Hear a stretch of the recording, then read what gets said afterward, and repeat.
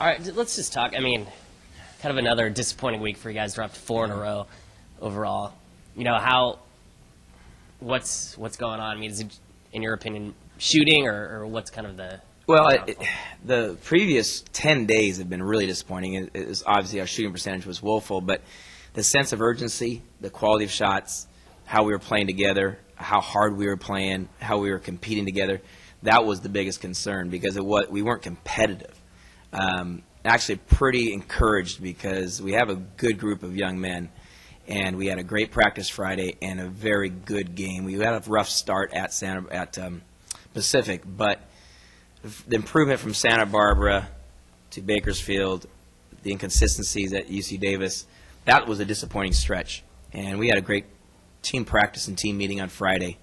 I think that actually the assistant coaches did a great job of helping kind of expand that sense of urgency to the team. You know, the head coach's voice can sometimes eventually, you know, get worn out, and we asked assistant coaches to step up and really express that sense of urgency that we have gone from I heard the term earlier, the hunted to the hunter. I mean, we were the hunter early in the season. We were the dark horse. We were the picked last, and suddenly we were in second place going into this Santa Barbara game, and we became the hunted. And the mentality, the sense of urgency, and then that was going to be required to be successful in that role, going into the number 2 team, going to number 3 team, and going to number 1 team's home court. I don't think we didn't really understand what level of intensity and teamwork it was going to take to be successful at that level. Saturday's game was an improvement, and so I'm very pleased with that. We changed the lineup, inserted a senior, Charles Anderson. You'll get a chance to talk to that afterwards. And Charles gave us a sense of urgency. He gave us a maturity and an ability to weather the storms. It wasn't the fact that we get behind or you lose a lead or something. It's really about the fight that you have to come back.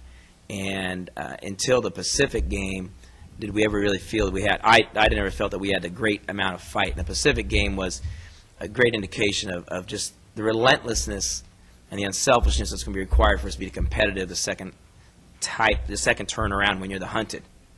And it was really evident when we had 15 assists and 10 turnovers. I think that's the first time in 2 weeks that we had more assists than turnovers, and it ended up being a very competitive game at Pacific. What's kind of like your message to the team this week? Not only are you guys back at home, but you know you guys are in definite need of a win on Thursday. Just kind of what's your pep talk? What's your message to your team? Well, the message is really trying to get back to that point of stop playing the score, stop playing the records, stop looking at the standings, play the game in front of you. Play, more important than that, play the play in front of you. Play the ball in front of you. Get the ball. Make the pass. Stop the player in front of you. Getting it down to almost a prehistoric level of see ball, get ball. We actually had a drill on Friday's practice. It's called ball tough drill. And we put 4 guys on the floor, green, 4 guys on the floor, white. You slam the ball in the middle of the floor, say get the ball. Whoever gets it, go score. It really tries to get the game back to a very simplistic point of view, is that sometimes a game simply comes to get out of the head and the cerebral part of it, and no out of bounds, no fouls, no plays. Just get the ball and will yourself a way to get the ball and get the basket. And we said we didn't have a starting lineup at that point. We said starting positions are open, and people started emerging a little bit from that sense of urgency of getting that ball. So I think that's really what the key is for us to have a week where we have a sense of urgency that is not directed towards plays or standings. It's just that given play. That's what any fan wants. That's what any coach wants. I think the team feels better about themselves after competing at Saturday's game. Because you can say you played hard. What does play hard mean? Define that. You can't just define playing hard, but you can define competing when you feel like every play was kind of that life and death play. And I think we did a better job, much better job Saturday. So that's got to be the continued message. Not looking back, not looking forward, playing in that now and then. That's the coach. That's where I got to really keep that focus, guys. It's about this practice, not about Thursday's game. It's about the practice that's in front of you, too. That creates that habit of nothing else matters except the play in front of you. That's where you stop. Should I dive? How hard do I jump? Do I make that pass right now? And kind of getting that urgency.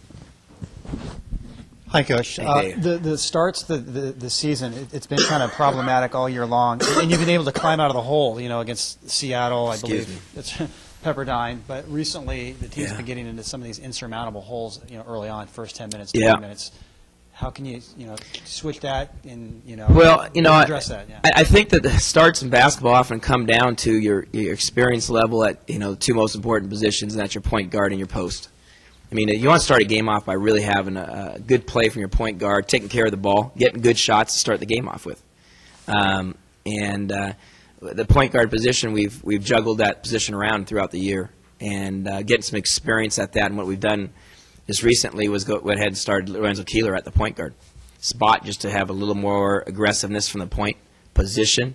I think it's helped us overall, but not. I think there's still an adjustment period to what's going on. And then we started Charles on Saturday's game, and we didn't get off to a good start. There was still an adjustment to a new lineup, and so we're work in progress, trying to find out what lineup, what type of lineup, and what guys on the team can come and bring it every single night, kind of that energy right off the bat versus kind of warming up into the game or thinking too much about the game plan, both offensive and defensively. Some nights it's just a defensive notion, sometimes it's an offense.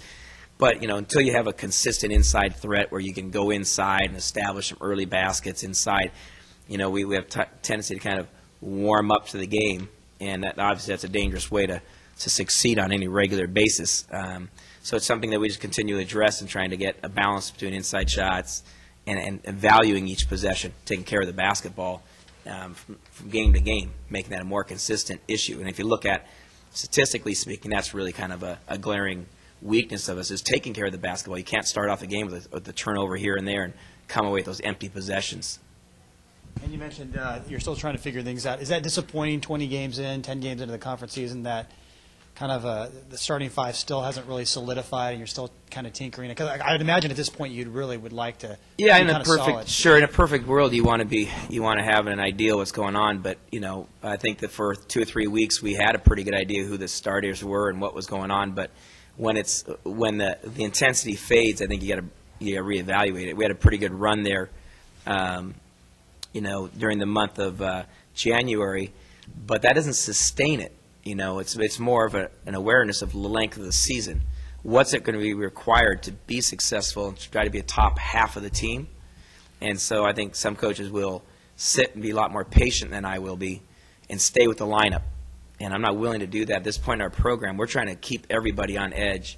I think our program needs to be on edge, that we're not going to tolerate lack of effort or intensity or focus from game to game, and yet, I was off a little bit.